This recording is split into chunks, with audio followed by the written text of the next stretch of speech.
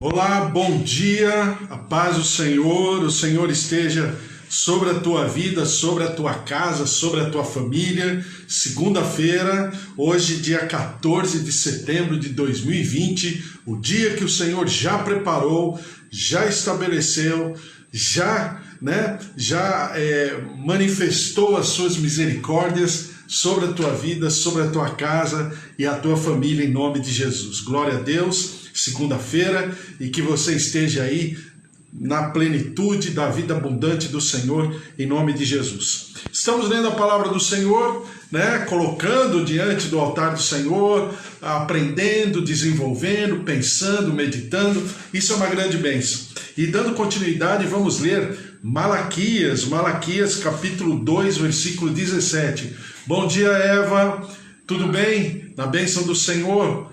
Raquel, Débora, Carlos, Christian, Fábio, Daniel, Deus abençoe vocês. Também não tenho deixado de orar pela Rosana.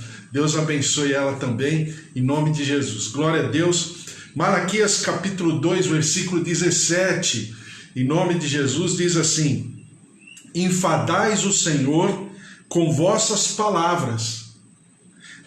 No capítulo anterior e também no capítulo 1, era as pessoas que estavam, era o povo de Deus que estava cansado de Deus, Agora Deus está falando assim: vocês estão me enfadando com esse discurso, essa narrativa, essas coisas que vocês vivem falando exatamente a mesma coisa. Diz ainda: e ainda dizeis, em que o enfadamos? Nisto que pensais, o Senhor Deus responde, Lembram? Eles estão numa audiência, eles estão numa corte, estão aí numa reunião solene, numa figura de um tribunal, a figura do tribunal. Por isso que daí a gente está lendo Malaquias, por quê? Porque são 8 audiências dentro de um tribunal. Então é como se houvesse afirmação, réplica e tréplica, Exatamente a figura de um tribunal. Daí ser Malaquias um livro nesse sentido parabólico, porque se compara a um momento, que todo mundo sabe como é que é, já assistiu na televisão, já ouviu falar, ou então, infelizmente, às vezes, já até participou de audiência de tribunal, então sabe como que é isso. E diz assim: qualquer que faz o mal passa por bom aos olhos do Senhor. Olha a acusação. Veja só, presta atenção. O nosso Deus, ele é maravilhoso. Ele é tardio em irar-se, como diz a Bíblia. Olha o que Deus faz. Deus se permite colocar-se sob júdice, se permite participar de um tribunal onde ele é o réu. O juiz, o eterno Deus, o onisciente, onipresente, onipotente, grandioso, maravilhoso, ele se dá, vamos dizer assim, a exposição de se colocar no tribunal onde ele é acusado, onde ele é como se fosse, vamos dizer assim, uma peça de acusação, desculpe, é uma peça de acusação mesmo, alguém está acusando ele. Então diz assim: olha, qualquer que faz o mal passa por bom aos olhos do Senhor, e desses é que ele se agrada. Onde está o Deus do juízo? Então, estão colocando, identificando em Deus 2 situações. A primeira, ele vê as pessoas fazerem o mal e as considera boas. E aonde ele deveria ser o juiz, ele não faz nada. Ou seja, ele é conivente com o mal e não produz o bem, segundo aquilo que o povo está pensando a respeito de Deus, que é exatamente o que muitos pensam, principalmente quando acontece uma tragédia, Quando aconteceu ali o rompimento das barragens lá em Minas Gerais, ou quando acontece uma chuva e que as encostas são movimentadas, seja no Rio de Janeiro, seja aqui em São Paulo, lá na região da Baixada Santista, situações pelo mundo, o tsunami lá que aconteceu há alguns anos atrás, que matou milhares e milhares de pessoas, né, lá na Indonésia. Então, sempre quando aconteceu a infecção do Ebola lá na África, no continente africano, então sempre alguém faz exatamente a mesma indagação. Onde está Deus? Cadê Deus em tudo isso? Será que Deus concorda? E nós, que somos identificados como representantes de Deus, nós somos os primeiros a sermos indagados. Por que Deus faz isso? Por que Deus concorda com isso? Qual a razão de Deus deixar tantas pessoas morrerem? Não é assim? Vai dizer que você nunca foi indagado a respeito das... Quando não, nós mesmos nos indagamos. Senhor, o que está acontecendo? Às vezes a gente não verbaliza tanto assim, mas que a gente pensa. Então, exatamente o que está acontecendo aqui. Veja só o que diz Salmo, capítulo 73.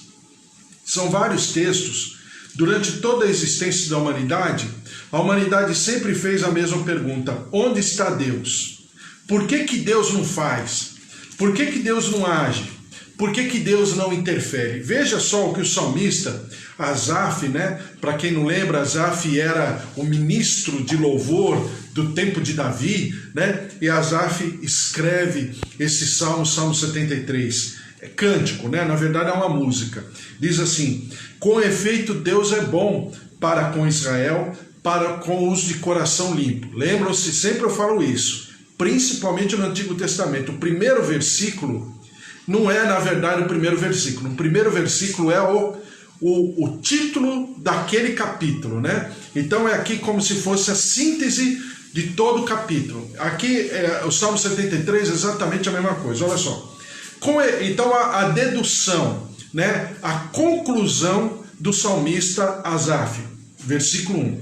Com efeito, Deus é bom para com Israel, para com os de coração limpo. Isso aí é ele falando e é ele respondendo, e ele chegando à conclusão e ele determinando a conclusão. Depois, versículo 2. Quanto a mim, porém, quase me resvalaram os pés.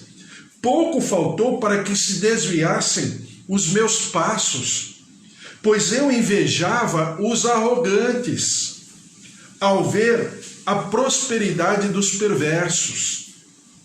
Para eles não há preocupações. O seu corpo é sadio e nédio.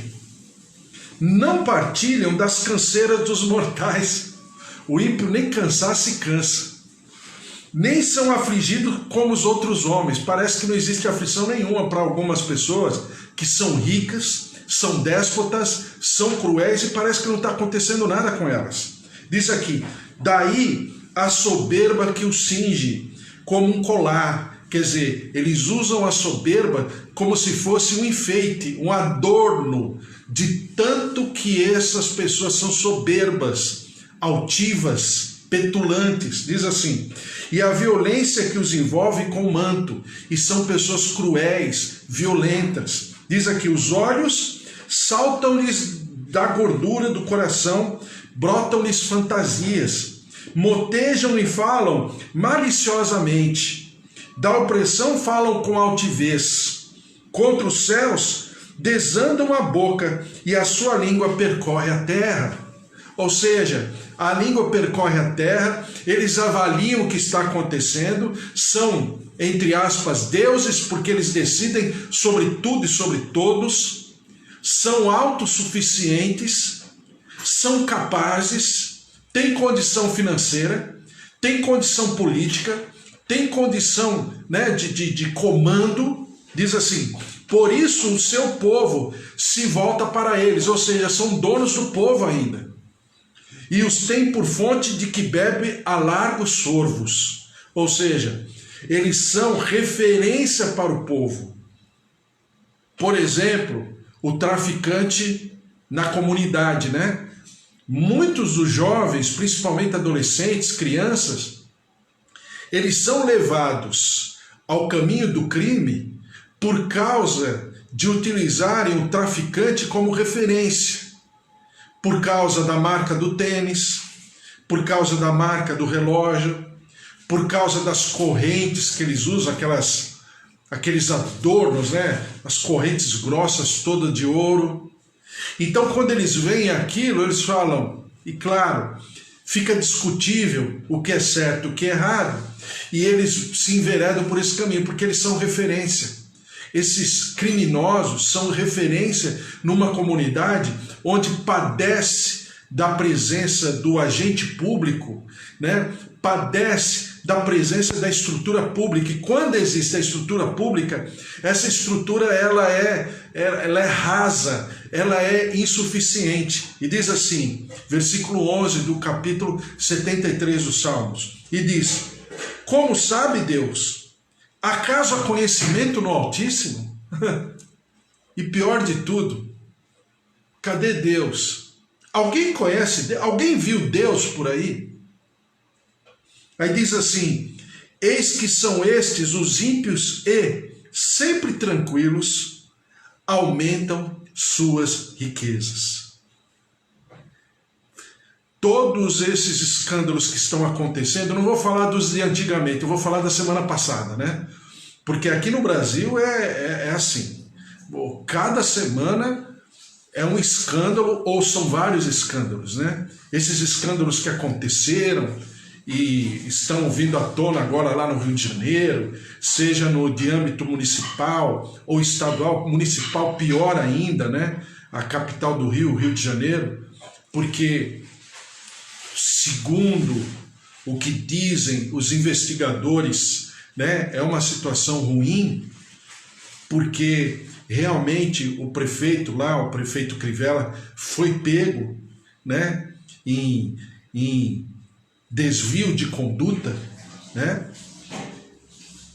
É pior porque para nós, não fosse só isso, ainda ele representa o corpo de Jesus Cristo. Então fica pior ainda, né? E antes que você fale, né? Porque eu vira e mexe eu ouço alguém falar, algum crente falando o seguinte, né? Esse não me representa, desculpe, não é assim que Deus pensa. Não é assim. Claro que quando eu cometo um pecado, eu cometo individualmente, mas o resultado é coletivo. Se não fosse assim, por que Adão, né, pecou lá no Éden, lá milhares de anos, lá no Éden, né? Por que Adão pecou? E por que nós vivemos o resultado do seu pecado também, fora o nosso, até os dias de hoje? Porque para Deus tudo é coletivo. Não existe uma ação personalizada. Ainda que Acã, lá no tempo de Josué, tenha pego uma capa babilônica, né?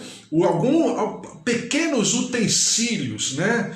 Pequenos, vamos chamar assim, enfeites, né? Coisas pequenas, que não dizem, não são tão valorosos assim, que tenha pego quando o povo de Israel, na liderança de Josué, invadiu a terra de Jericó. A Bíblia diz que Acã pegou uma capa babilônica, alguns, vamos dizer assim, alguns souvenirs, da batalha, ele pega e guarda debaixo da tenda.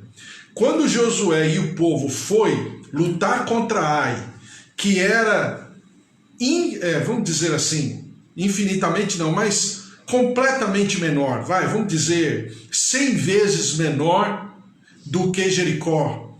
E eles levaram uma surra. E Josué se prostra diante do Senhor e fala: Senhor, por que o Senhor nos trouxe até aqui? Olha a pergunta, né? Olha a indagação. né? Questionando o poder de Deus, questionando a eternidade de Deus, questionando a onisciência de Deus, questionando a onipresença de Deus. Josué, por que, Senhor? Não era melhor nós termos ficado onde estávamos? Para que vir até aqui e pessoas morrerem? Os líderes dos exércitos, dos nossos exércitos, os comandantes, morrerem para quê? Aí Deus fala para Josué, por que você está perguntando para mim? Tem pecado no arraial de Israel. Josué engole seco.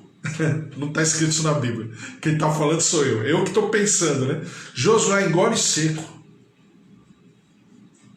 Possivelmente se levanta rapidamente. E aí ele vai conferir em Israel com quem está esse pecado.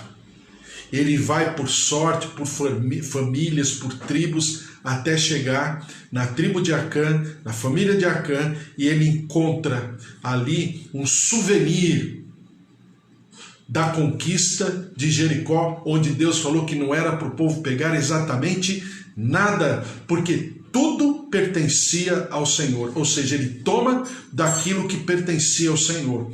Da oferta, do despojo daquela batalha pertencia 100% ao Senhor. Por quê? É primícia, né? É o princípio da primícia. Deus permanece a mesma coisa, o mesmo jeito. Ele é o Deus que não muda, diz Malaquias. Então, ele não era para ele. E vai lá a Acã e pega um pequeno souvenir de todo o montante, de todo o despojo que era para o Senhor. E o que o Senhor faz? O Senhor se retira da presença do povo e o povo perde uma batalha que seria assim, com os dois pés nas costas. Por quê? Porque houve pecado. Entendeu? Então, se um representante do corpo de Jesus Cristo lá no Rio de Janeiro fez maus feitos, né? Cometeu um erro, uma falha de conduta, um desvio de conduta, todo o corpo padece, porque é assim que Deus enxerga. E ainda que líderes, pastores, alguns representantes do corpo de Jesus Cristo falam que não representa, representa sim.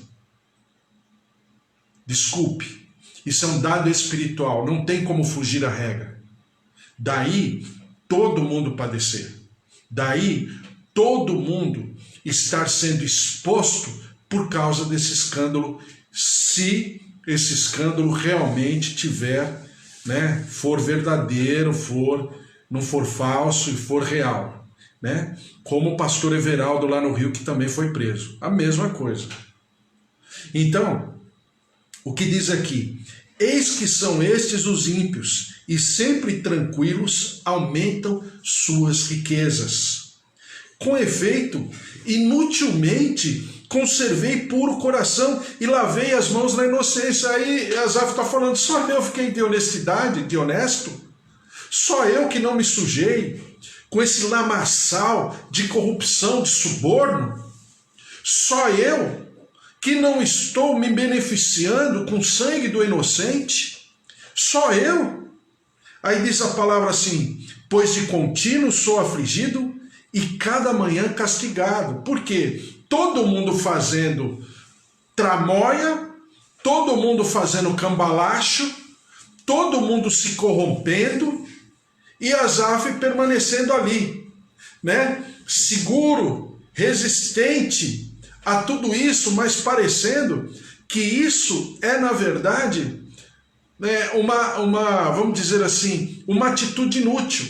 Aí diz a palavra do Senhor, se eu pensar em falar tais palavras, já aí teria traído a geração de teus filhos. Ou seja, né, teus filhos. Só de pensar, na verdade ele está pensando, porque está escrevendo, só de pensar, eu já estaria traindo a geração dos teus filhos. Ou seja, só de pensar, só o meu pensamento, fragilizaria toda a comunidade chamada povo de Deus. Só de pensar.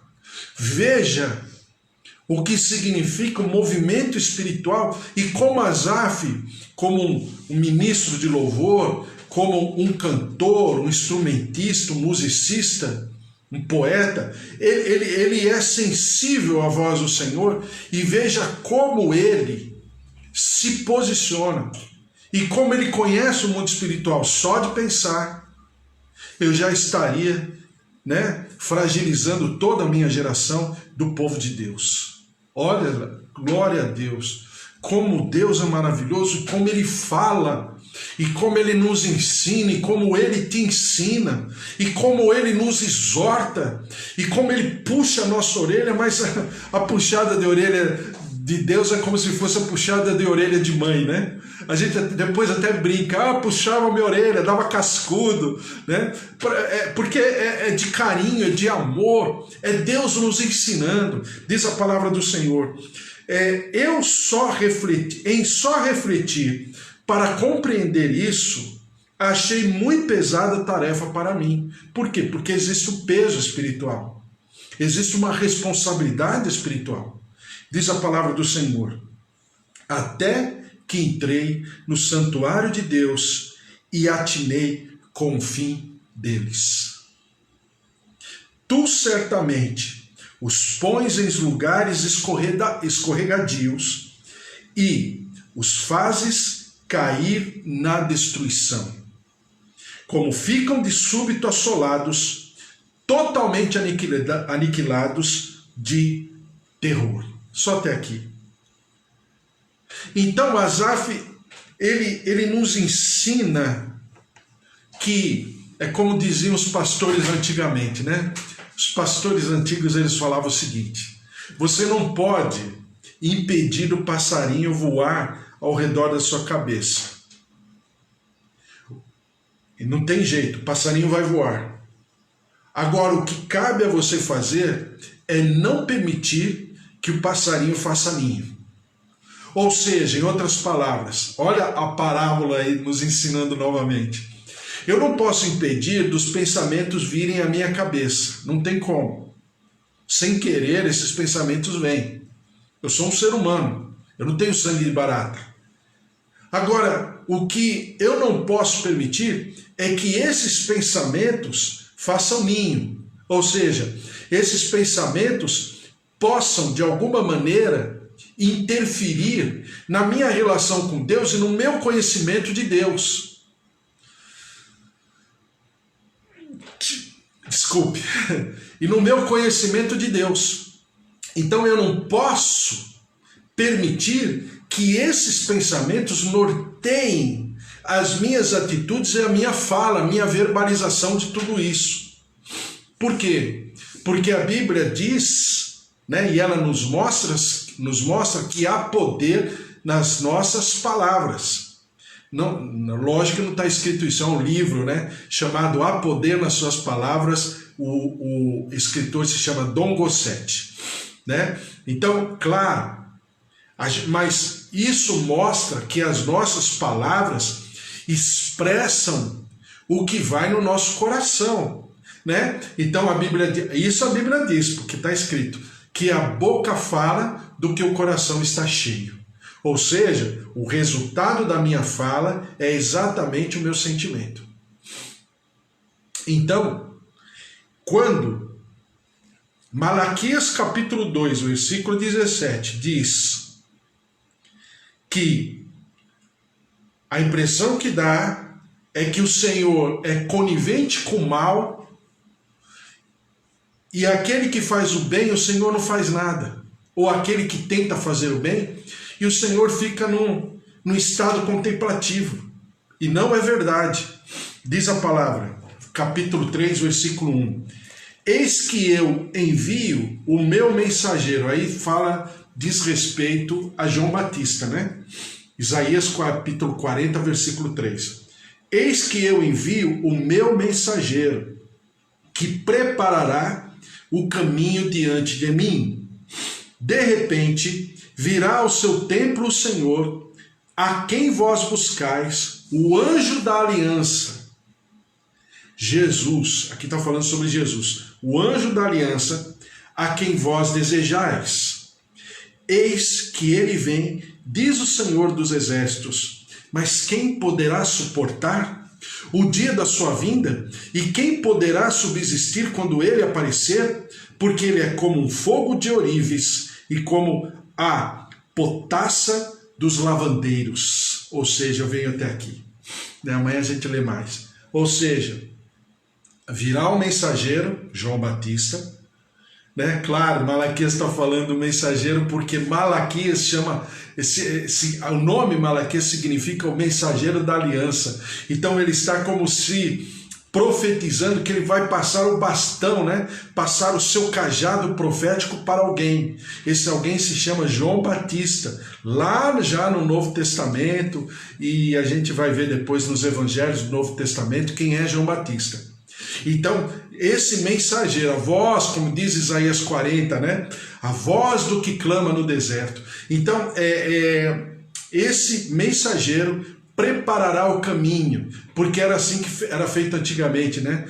Quando a comitiva do rei passaria por um lugar, né, junto com o rei, ele mandava vamos dizer assim, uns batedores à frente para prepararem o caminho, para verem qual o caminho seria melhor, ou até mesmo para abrir caminho em meio à floresta, em meio a um terreno pedregoso, em meio a um acidente geográfico. Então ele passava para preparar o caminho para que o rei passasse. Exatamente o que João Batista faz. João prepara o caminho, ele é a voz do que clama no deserto, preparando um momento, uma atmosfera para que Jesus se manifestasse. Mas para quem poderá suportar, versículo 2 do capítulo 3 de Malaquias, quem poderá suportar o dia da sua vinda? E quem poderá subsistir quando ele aparecer? Porque ele é como fogo de ourives e como a potassa dos lavandeiros. Fogo de ourives por quê? Porque ele é purificador, ele é depurador, ele, a pessoa dele, o manifestar-se dele, já traz uma purificação, uma depuração no seu caminho. Por quê? Porque na sua presença ele eleva o caráter, ele eleva toda a condição humana, e Jesus Cristo ele faz exatamente isso, porque Jesus ele é a perfeição, a manifestação perfeita de quem o homem deve ser. Jesus, no seu ministério, ele expressa duas condições. A primeira, de como o homem deve ser, perfeitamente. Segundo, ele manifesta quem Deus é. Então ele manifesta quem Deus é e manifesta quem o homem deve ser. Ele reúne em si, ele traz sobre si, como se fosse uma como é que chama? Não é antena parabólica, como se fosse esqueci o nome agora, daqui a pouco eu lembro. Para-raio, como se fosse um para-raio, ele atrai para si a perfeição de todas as coisas. Então Jesus, ele é um ourives, ou melhor dizendo, como se fosse o fogo de ourives, porque o fogo do ourives não é para destruir o ouro, não é para desprezar o ouro, não, é para purificar o ouro, né? Os ourives têm uma prática que é a seguinte: quando ele depura com fogo várias vezes, e aquele ouro fica completamente limpo, ele tem que olhar e enxergar a sua imagem naquele ouro, naquela peça. Quando ele enxergar completamente a sua imagem, significa que aquele ouro está limpo. Exatamente, e os pastores que antigamente ensinavam assim, então é exatamente o que Jesus faz. Ele nos depura. Parabolicamente estamos falando a respeito. Ele nos depura até que ele enxergue em nós a sua imagem e semelhança. Glória a Deus! Esse é o Deus Todo-Poderoso que fez o céu e a terra. E só para terminar a última frase, e como a potassa dos lavandeiros. Potassa era o alvejante da época que jogava na roupa na hora de lavar e a roupa ficava branca. Por que alvejante? Olha o que fala no versículo 16 de Malaquias, capítulo 2. Diz assim: aquele que cobre de violência suas vestes, diz o Senhor dos Exércitos, portanto cuidai de vós mesmos e não sejais infiéis. Aquele que cobre de violência as vossas vestes, ou seja, não apenas aquela geração estava concordando com a morte do inocente, mas estava sujando as suas vestes. E nós sabemos, né, que é como a roupa, a capa do açougueiro, né, fica manchado de sangue. Mesmo que ele lave a roupa, vai ficar aquela mancha do sangue do seu trabalho, lá do açougueiro, né? Então as vestes estão marcadas do sangue do inocente, da violência descomunal, da crueldade, né? Do assassinato, da morte do inocente. E diz a palavra o quê? Que como potassa dos lavandeiros, ou seja, ele passará as nossas vestes. Ouro depura por dentro, né? Aqui, quem nós somos. E potassa depura por fora, como nós nos apresentamos, né? E diz a palavra aqui que como potassa ele lavará as nossas vestes. Esse é o nosso Deus, poderoso, maravilhoso, grandioso. Então por que às vezes temos a impressão que Deus está sendo conivente com uma geração corrupta? Porque Deus está dando espaço, está sendo misericordioso para que essas pessoas se arrependam. Qual o tempo? Pertence a Deus e em cada coração determinar esse tempo. Não pertence a mim, mas eu sei, tenho certeza absoluta que Deus está no controle de todas as coisas. Amém? Vamos orar, clamar, agradecer e apresentar nossas vidas, nossa casa, nossa família diante do Senhor. Magda, bom dia, na paz do Senhor. Oi Magda, você aí do Facebook, Deus abençoe, um beijo também aqui no Instagram.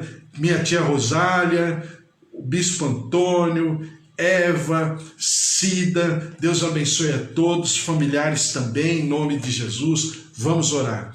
Senhor nosso Deus, nosso Pai, nós te louvamos, te agradecemos, a ti todo louvor, a ti toda honra, a ti toda glória em nome de Jesus. Derrama-te, ó Deus, sobre nós, lava-nos com a tua potassa, purifica-nos com o teu fogo santo, para que nós possamos expressar a imagem e semelhança daquele que era, é e sempre será o autor e consumador da nossa fé, Jesus Cristo, o prometido das nações. Senhor, derrama-te sobre cada um de nós, nossas famílias, nossos queridos, nossos lares, filhos, pais, marido, esposa, avós, tios, idosos. A glória, a graça, a presença, o mover, o poder do Senhor se derrame sobre cada um de nós, nos protegendo, nos livrando do mal, nos guardando, ó Deus, nos marcando com o sangue do Cordeiro de Deus,